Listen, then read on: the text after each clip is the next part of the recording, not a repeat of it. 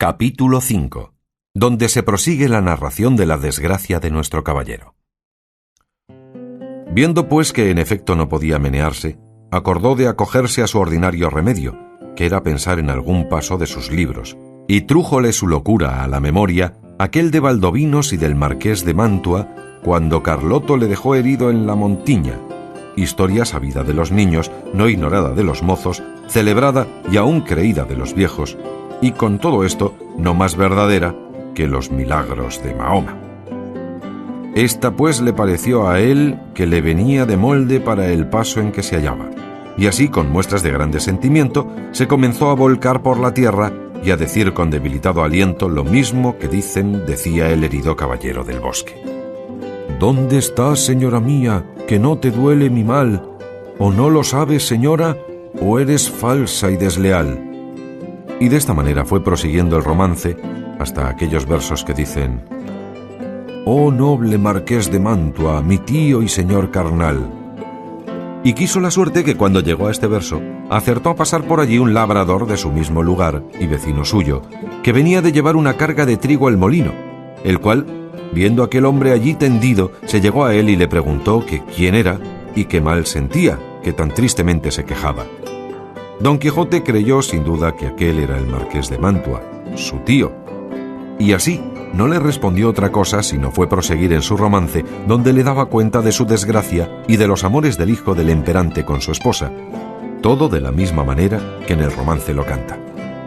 El labrador estaba admirado oyendo aquellos disparates y quitándole la visera, que ya estaba hecha a pedazos, de los palos, le limpió el rostro, que le tenía cubierto de polvo, y apenas le hubo limpiado cuando le conoció y le dijo: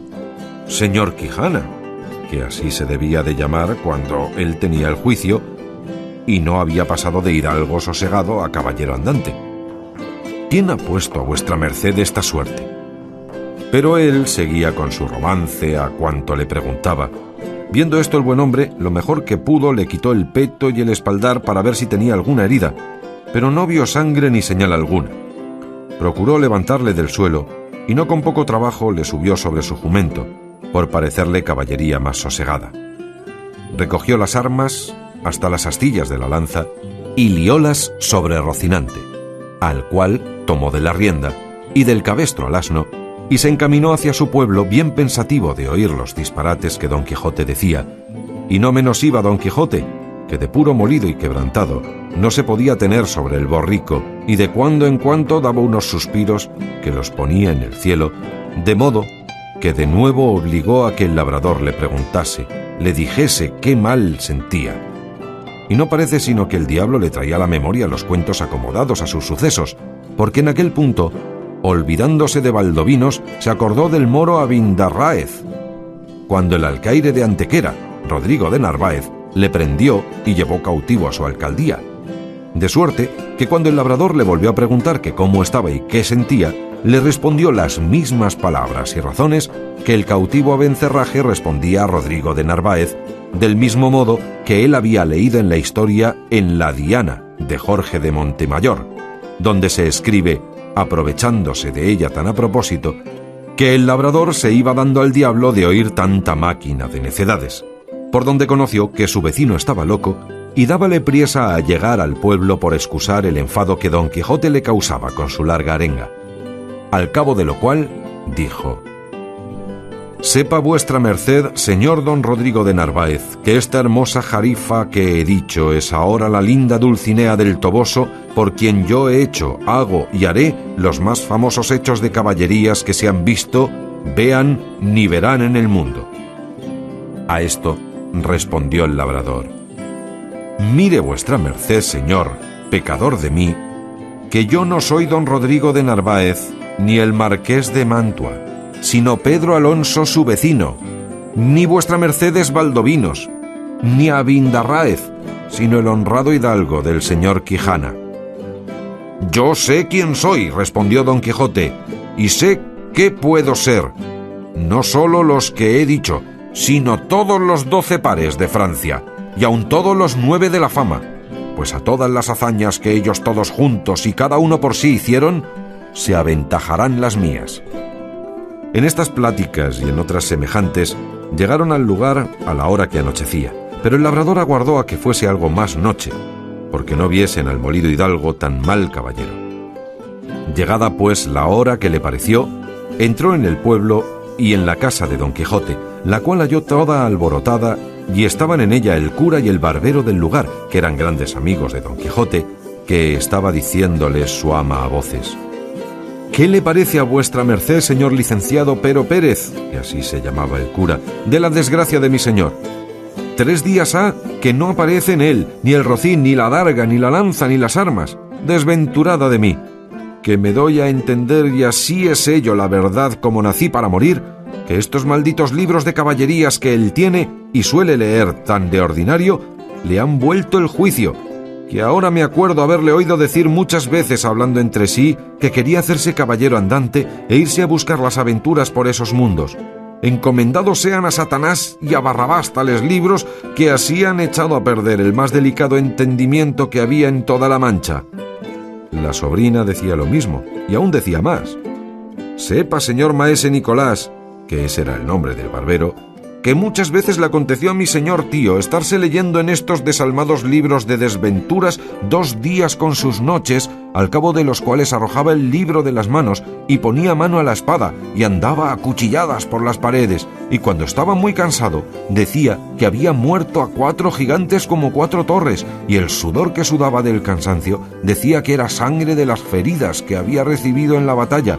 y bebíase luego un gran jarro de agua fría y quedaba sano y sosegado, diciendo que aquella agua era una preciosísima bebida que le había traído el sabio Esquife, un grande encantador y amigo suyo.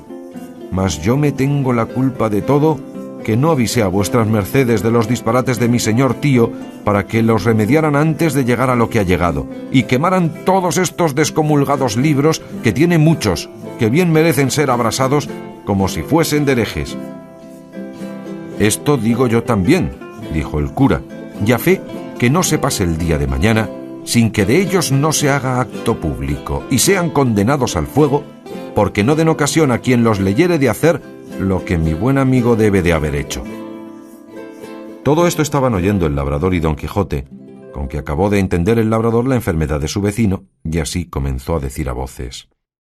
«Abran vuestras mercedes al señor Valdovinos y al señor Marqués de Mantua, que viene malferido, y al señor Moro Abindarráez, que trae cautivo el valeroso Rodrigo de Narváez, alcaide de Antequera». A estas voces salieron todos, y como conocieron los unos a su amigo, las otras a su amo y tío, que aún no se había apeado del jumento porque no podía, corrieron a abrazarle. Él dijo: «Ténganse todos, que vengo malferido por la culpa de mi caballo. Llévenme a mi lecho y llámese, si fuere posible, a la sabia Urganda, que cure y cate de mis feridas». «Mira, en hora maza», dijo a este punto el ama, «si me decía a mí bien mi corazón del pie que cojeaba mi señor. Suba vuestra merced en buena hora, que sin que vengas a Hurgada, le sabremos aquí curar. Malditos digo sean otra vez y otras 100 esos libros de caballerías que tal han parado a vuestra merced». Lleváronle luego a la cama, y catándole las feridas, no le hallaron ninguna. Y él dijo que todo era molimiento por haber dado una gran caída con Rocinante, su caballo, combatiéndose con 10 jayanes, los más desaforados y atrevidos que se pudieran hallar en gran parte de la tierra. «Ta, ta», dijo el cura, «jayanes hay en la danza. Para mi santiguada que yo los queme mañana antes que llegue la noche». Hiciéronle a Don Quijote 1000 preguntas, y a ninguna quiso responder otra cosa sino que le diesen de comer y le dejasen dormir, que era lo que más le importaba. Hízose así, y el cura se informó muy a la larga del labrador del modo que había hallado a Don Quijote. Él se lo contó todo, con los disparates que al hallarle y al traerle había dicho, que fue poner más deseo en el licenciado de hacer lo que otro día hizo, que fue llamar a su amigo el barbero maese Nicolás, con el cual se vino a casa de Don Quijote.